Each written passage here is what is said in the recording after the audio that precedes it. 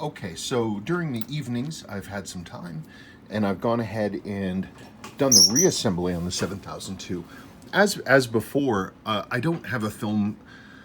I don't have a way to to film my process of putting it back together because I need to be right on top of the watch, and so until I get some kind of thing where I can I can have like a GoPro on my head, this is what we're gonna have to deal with. So that's okay. That's okay. So we're gonna look at this. We're getting this freely moving. Like I said, I didn't find any physical problems. Not that I saw. The jewels are good. The pivots are good. The lash and everything is fine. I just don't think that we've got a lot of. I'm hoping. It always makes me nervous when I don't find the problem. But again, I did find the horrible, greasy, terrible stuff on the jewels, especially on the lower end of the escape wheel. So anyway, so we're to the point now that we're ready to assemble. So I'm going here, and I've got to get this out of here. Hang on just one second, because I've got to get close to this, and it's always tough putting this 9415 on the stone tips, the tips of the pallet stones.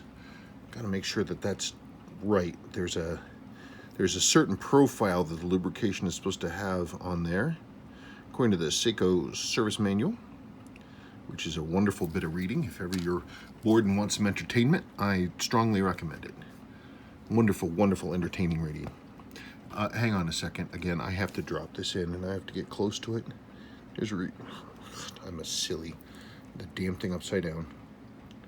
Jeez, I'm a goof. No wonder that wouldn't go where it was supposed to go. You just gotta be careful on this stuff. These are the moments when it's so easy to have something go terribly wrong. So hold on just one second. Yeah, you see, I need like some kind of a head GoPro thingy. So if I had that, then it would be much easier to deal with. Okay, there's that. I had lots of fun dealing with this. I think the biggest challenge actually was getting the handset clean and re-lumed. I'm not concerned. I went and matched the color of the lume pip as best as I could.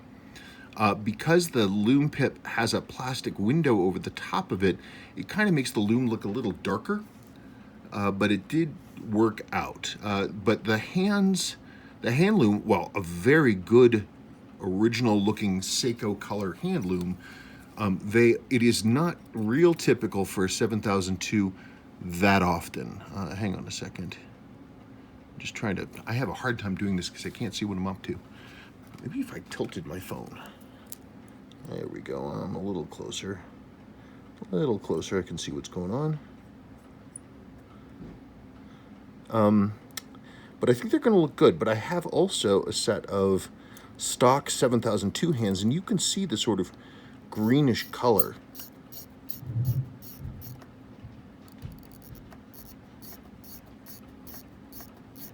That feels kind of rough. Okay, I'll have to look at that.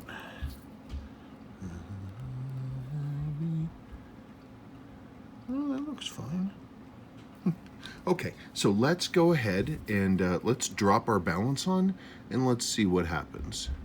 Now, I don't know what's gone on with this. I haven't done anything on this at all. Would you stop bonking? So this is going to be as much of a surprise to you as it is to me.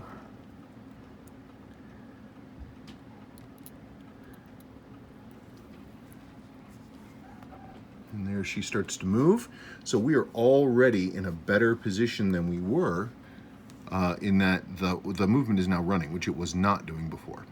So clearly I did something right, which is a good way to end the day, because that's where we're at right now. I'm killing some time before I need to go. I thought I'd bolt this together.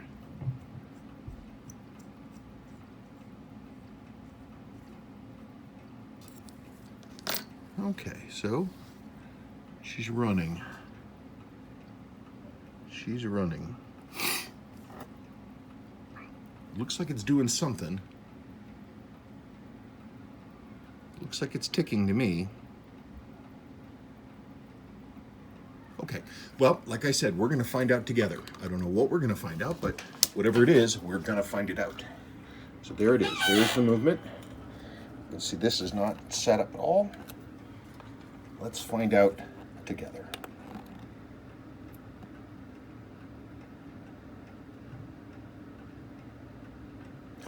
There you go. So it's I need to adjust out the beat error and obviously deal with the accuracy.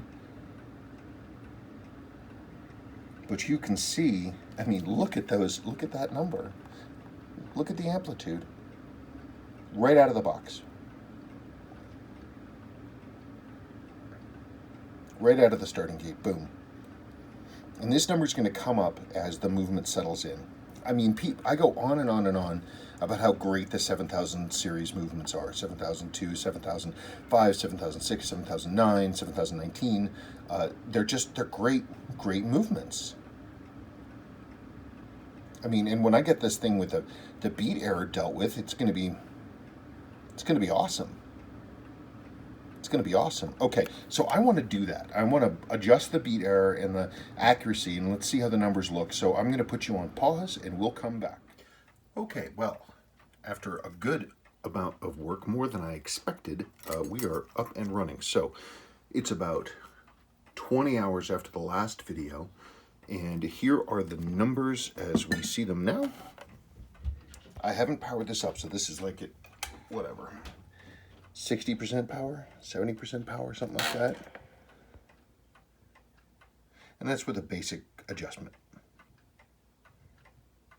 Now, you may remember in the last little bit segment there, I said when I was force winding the thing, I was like, God, that sounds kind of grindy. It turns out that the mainspring, actually, the barrel itself was too worn to really use, and so it was binding up and sort of, and it was so worn that it was tipping, and so I did go in and do some.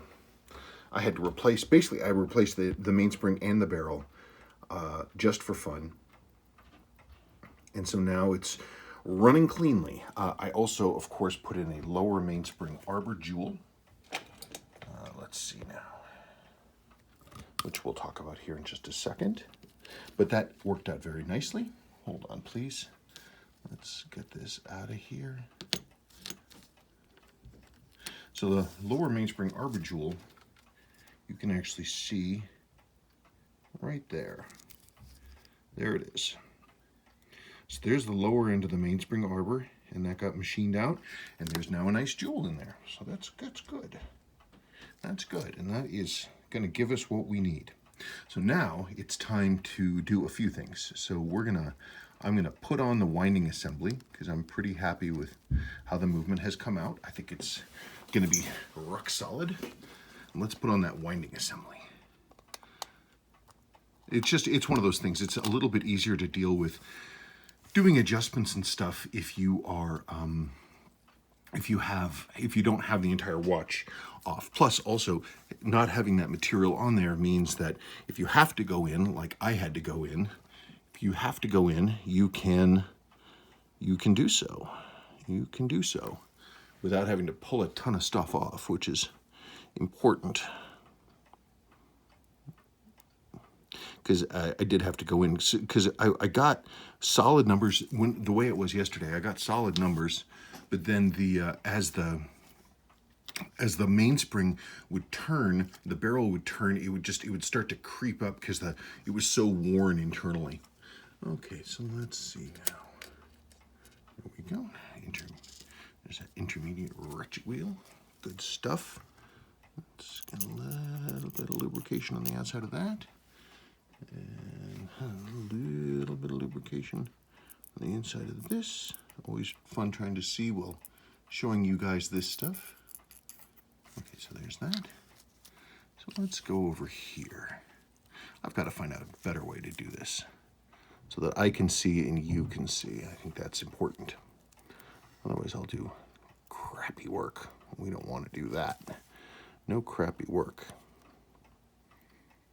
Okay, let's see. Come on now. Stop fighting me. It's interesting. this system that Seiko uses, this magic lever system, really brilliantly simple.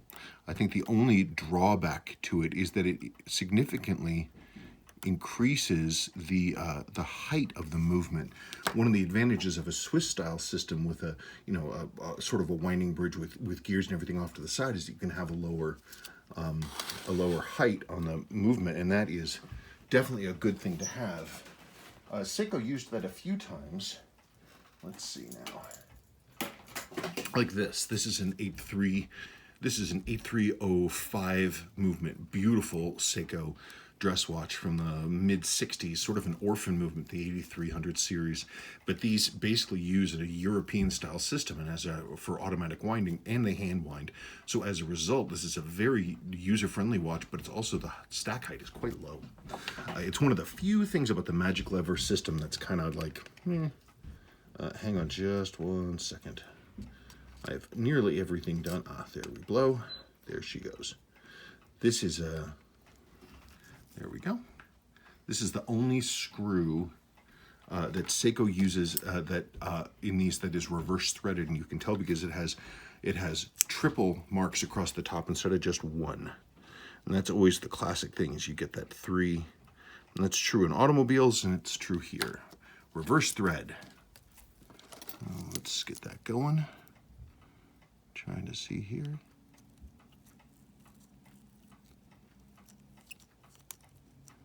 Okay. Now let's see if that is alive. Hold on just one second for me.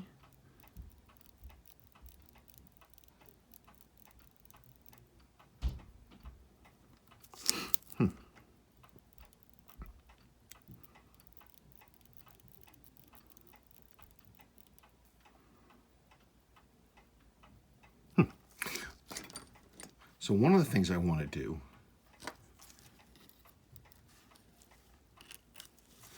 is I want to talk a little bit about my choices for the handset, because I thought that would be fun. So hang on just one second for me. Actually, hold on. I want to be able to see this, so I'm going to put you on pause for just a second. I'll be right back.